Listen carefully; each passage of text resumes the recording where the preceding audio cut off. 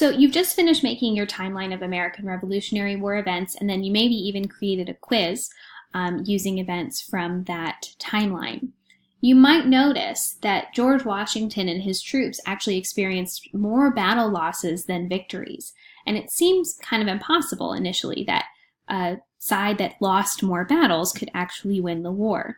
But it's fitting that George Washington is today on a dollar bill, because his fight, the war that they fought against the British, was intentionally fought to make the British run out of resources and to fatigue their troops. So even though Washington won many individual battles, his ability to withstand and keep his troops going forced the British to effectively run out of money and run out of troops, ultimately resulting in victory for the colonists. So that brings us to our last bit about the American Revolution. We're just going to talk about some of the significant events at the end. You might, if you were in class, have seen a little video about the Battle of Yorktown from the musical Hamilton. The Battle of Yorktown is the last official battle of the war, but it does still take some time to come up with a treaty to bring about its end. And that treaty is the Treaty of Paris. So I told you there'd be more than one Treaty of Paris, and they're 20 years apart, which makes them a little bit easy to confuse. September of 1783, John Adams, John Jay, and Benjamin Franklin sit down and they write up essentially an agreement that they want to force the British to sign, saying that Great Britain will relinquish or give up all control of the colonies and will acknowledge America as an independent country. They also decide to abolish the Proclamation of 1763 and allow colonists to expand past the Appalachian Mountains. Now, in class, you are going to do a quiz on the Revolutionary Era, so make sure you are familiar with the terms in the chart we made and familiar with the events on the timeline.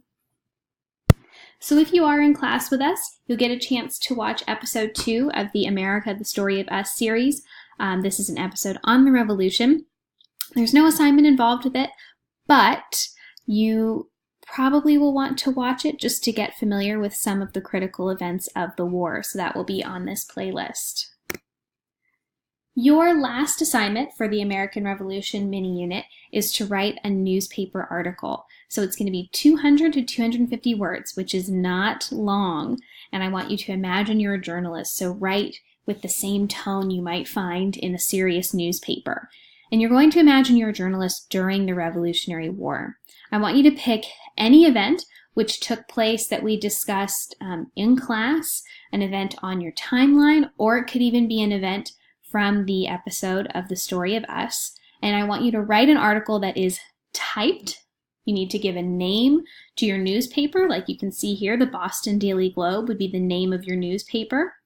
You need a date, and you can just make up a date that you think would have fallen during the American Revolution. Come up with a headline. So that's this headline right here, Titanic sinks, 1,500 die. And these are last year's dates, so please make sure to check with me on when this assignment is due. Make sure you budget enough time. If you don't have a computer that's working at home, make sure you have enough time to type this or print it out in the library. And that is all for the American Revolution.